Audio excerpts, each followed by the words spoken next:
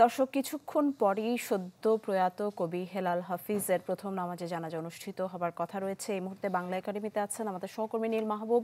বিস্তারিত জানতে তার সাথে যুক্ত হব। নীল, ঠিক কখন নাগাদ জানাজা অনুষ্ঠিত হবে এবং তার দাফনের ব্যাপারে সবশেষ কি খবর আছে? সানবিট সব দিবে সামাল।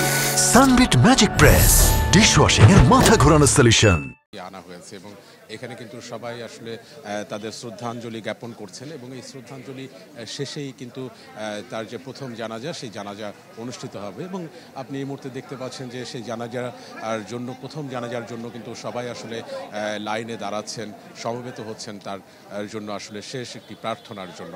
এবং এই মুহূর্তে আমরা যেটি দেখতে পাচ্ছি সেটি হচ্ছে কিন্তু হেলাল হাফিজের প্রিয় রং ছিল নীল, কিন্তু এই মুহূর্তে কিন্তু শাশ্বত শান্তির যে সাদা রং, সেই সাদা রঙে কিন্তু তিনি জড়িয়ে আছেন এবং তার প্রিয় ফুল ছিল কিন্তু কচুরিপানা। কিন্তু এই যে মানুষের যে ভালোবাসা, সেই ভালোবাসায় কিন্তু সেই প্রিয় ফুলটা নেই, কিন্তু মানুষের প্রিয় ফুলের শ্রদ্ধায় কিন্তু এই মুহূর্তে তিনি ভীষণ রকম আপ্লুত এবং যদিও তিনি নিথর নীরব, কিছু বলতে পারছেন না, তবে যারা উপস্থিত আছেন এখানে তারা সবাই কিন্তু তার কবিতার প্রতিটি চরণ আওড়াচ্ছেন, তাকে মনে করছেন এবং তারা বলছেন যে কবিদের আসলে কখনোই প্রস্থান হয় না, কবিরা কখনোই আসলে এই মর্তলোক ছেড়ে যান না, কবিরা মর্তলোকেই থেকে যান।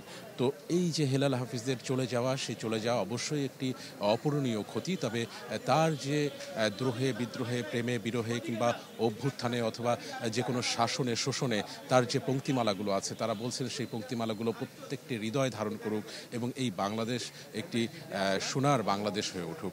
এবং এই মুহূর্তে এখানে প্রথম জানাজা শেষে এরপরে কিন্তু প্রেস ক্লাবে দ্বিতীয় নামাজে জানাজা অনুষ্ঠিত হবে এবং তারপরে মিরপুর শহীদ বুদ্ধিজীবী কবরস্থানে তাকে দাফন করা হবে। তো নিশি, এই ছিল কিন্তু বাংলা একাডেমি প্রাঙ্গণ থেকে আমার কাছে সর্বশেষ তথ্য। নীল, অনেক ধন্যবাদ আপনাকে। দর্শক দেখছিলেন বাংলা একাডেমি থেকে কবি হেলাল হাফিজের জানাজা এবং দাফনের সবশেষ খবর জানাচ্ছিলেন আমাদের সহকর্মী।